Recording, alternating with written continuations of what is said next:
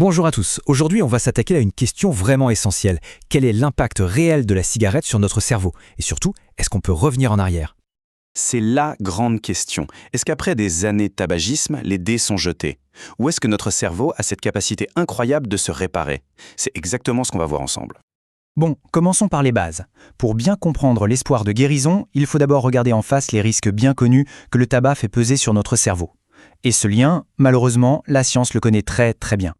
Quand on parle de dommages, on parle principalement de déclin cognitif. Qu'est-ce que c'est? Eh bien, c'est une perte graduelle de nos capacités. La mémoire qui flanche, la difficulté à penser clairement, à juger, bref, tout ce qui nous permet de raisonner au quotidien.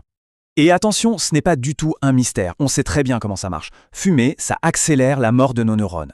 Ça crée aussi ce qu'on appelle un stress oxydatif, imaginez une sorte de rouille qui attaque nos cellules. Ça augmente l'inflammation générale, et pour couronner le tout, ça abîme notre système cardiovasculaire, qui est pourtant la pompe à carburant de notre cerveau. D'accord, le constat est clair, mais une fois que ces mécanismes sont en marche, est-il vraiment possible d'inverser la tendance? On sait depuis longtemps qu'arrêter de fumer, ça a des bénéfices quasi immédiats. Mais sur le long terme, sur des années, voire des décennies, là, c'était beaucoup plus flou. Une vraie zone d'ombre pour la science. Et c'est justement cette question qu'une étude absolument majeure a voulu éclaircir. Et c'est là qu'intervient une étude tout simplement monumentale. Pour avoir des réponses solides, des chercheurs ont lancé un projet d'une ampleur assez rare. Regardez-moi ce chiffre, 9436 participants. C'est juste énorme. Une telle échelle, ça donne une puissance statistique et une crédibilité folle aux résultats. On n'est pas en train de parler d'une petite observation. Et ce n'est pas tout. L'étude s'est déroulée dans 12 pays différents. Et ça change tout. Ça veut dire que les conclusions ne sont pas juste valables pour une seule population, mais qu'elles ont une portée beaucoup plus universelle. Et voilà le plus impressionnant. On a suivi ces milliers de personnes pendant près de 18 ans. C'est ce suivi au long cours qui est crucial. Ça permet de voir les vraies trajectoires de vie, pas juste une photo à un instant T. Alors, comment ils ont fait? La méthode était super rigoureuse. Pour être sûr que la seule différence, c'était bien l'arrêt du tabac, les chercheurs ont fait du sur-mesure. Pour chaque personne qui arrêtait de fumer, ils ont trouvé son jumeau statistique. Une personne qui continuait, mais avec le même âge, le même sexe, la même éducation et même le même niveau cognitif au départ. C'est une approche en béton, scientifiquement parlant. Alors, après toutes ces années, quel est le verdict? Qu'est-ce que les données nous racontent? C'est là que ça devient absolument passionnant, accrochez-vous bien. Et voilà le moment Eureka. C'est spectaculaire. Imaginez deux routes parallèles. Au début de l'étude, les deux groupes, futurs ex-fumeurs et fumeurs, étaient sur la même route. Leur cerveau vieillissait au même rythme.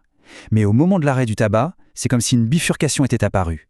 La route de ceux qui continuaient à fumer a continué de descendre, mais celle des ex-fumeurs a presque commencé à remonter. Leur déclin a massivement ralenti. Et ça nous amène à cette conclusion, qui est juste incroyablement porteuse d'espoir. Les effets néfastes du tabac sont, et je cite, partiellement réversibles. Attention, ça ne veut pas dire qu'on efface tout, mais ça veut dire que le cerveau a bel et bien la capacité de se réparer. D'accord, c'est une super nouvelle pour la science, mais concrètement, qu'est-ce qu'on doit retenir de tout ça? Quel est le message à emporter? Et pour moi, c'est ce point-là qui est le plus important. On entend souvent des gens dire « Oh, à mon âge, de toute façon, le mal est fait ». Eh bien, cette étude prouve que c'est faux. Même en arrêtant après 60 ans, les bénéfices sont là. Le cerveau commence son travail de réparation. Il n'est donc vraiment jamais trop tard. Au final, l'impact de cette découverte est immense. Ça donne une motivation basée sur des faits, pas juste sur de la morale. Ça montre à quel point notre cerveau est une machine de récupération incroyable. Et ça change complètement notre regard sur le vieillissement. Arrêter de fumer, c'est donc un des outils de prévention les plus puissants qu'on ait entre les mains. On va se quitter là-dessus. La science nous montre que notre corps a une capacité de guérison absolument bluffante. La vraie question, au fond, c'est peut-être de savoir comment on peut s'aligner sur cette volonté innée de notre propre corps à aller mieux.